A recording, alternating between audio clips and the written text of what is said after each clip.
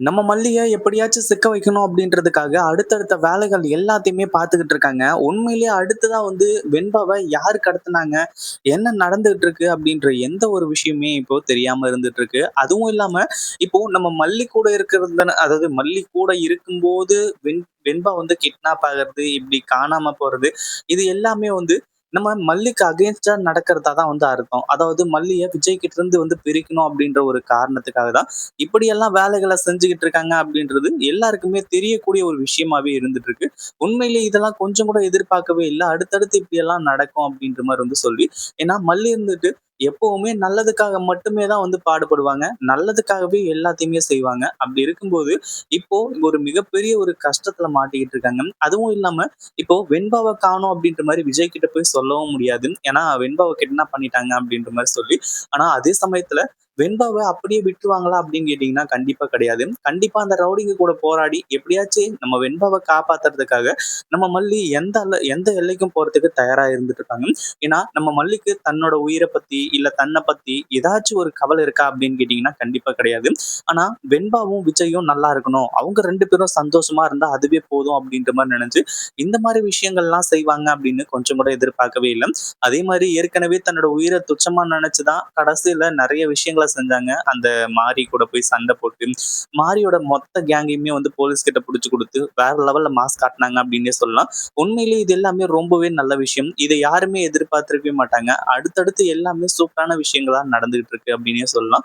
அதே மாதிரி இப்ப என்ன ஆகுது அப்படின்னு பாத்தீங்கன்னா, ஒரு பக்கம் நம்ம மல்லி வெண்பாவை கூட்டிட்டு ஒரு முக்கியமான இடத்துக்கு போயிட்டு வந்துட்டு இருக்கும்போது அங்க சில கசப்பான சம்பவங்கள்லாம் நடந்துருது. அதாவது வெண்பாவை ஒரு ரவுடி கிட்னாப் பண்ண ஆரம்பிச்சுட்டான். அந்த ஒரு விஷயம் உண்மையிலேயே நம்ம மல்லிக்கு செம்ம அதிர்ச்சியாக ஆரம்பிச்சிடுது.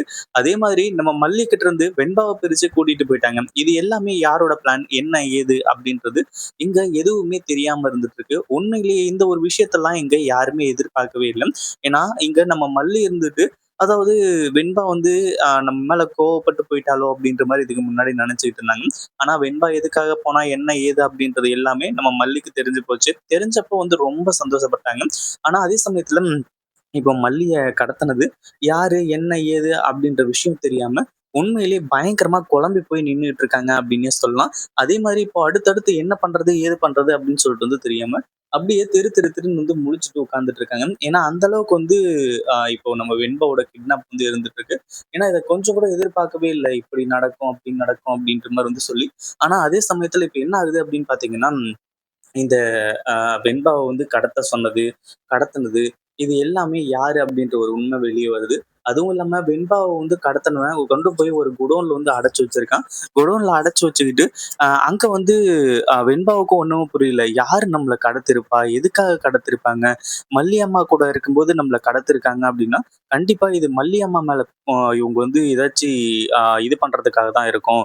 கண்டிப்பா இந்த ஒரு விஷயத்த நம்ம எப்படியாச்சும் தடுத்தாகணும். அதுவும் இல்லாம நம்மள யாரு கடத்துனதுன்னு நம்ம கண்டுபிடிச்சாகணுமே அப்படின்ற மாரி சொல்லி யோசிச்சுட்டு இருக்காங்க.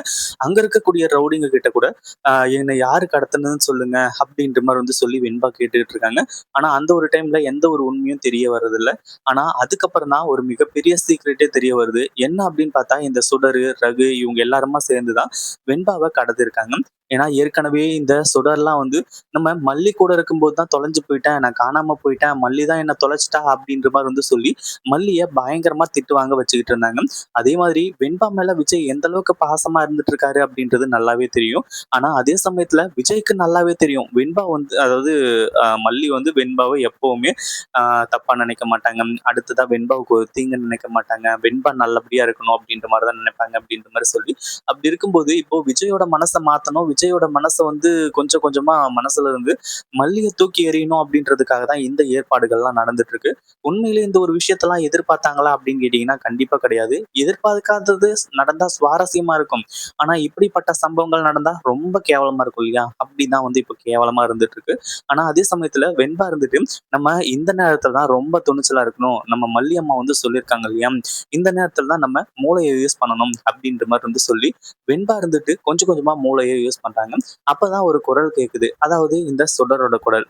அதுவும் இல்லாம நம்ம வெண்பாவை பொறுத்த அளவுக்கு இங்க இருக்கக்கூடியது உண்மையான ரேணுகா, ரேணம்மா அப்படின்ற மாதிரி தான் நினைச்சிட்டு இருக்காங்க. ஆனா அதே சமயத்துல இவங்க எல்லாருமே சொல்லும்போது ஓரளவுக்கு டவுட் வரலாம். அதுல எந்த ஒரு சந்தேகமும் கிடையாது. ஆனா அடுத்தடுத்த விஷயங்கள் என்ன நடக்குது அப்படின்னு பாத்தீங்கன்னா, ஒரு பக்கம் நம்ம வெண்பா இருந்துட்டு அது யாருன்னு சொல்லிட்டு சொல்லி பார்க்கலான்னு சொல்லிட்டு இது பண்றாங்க.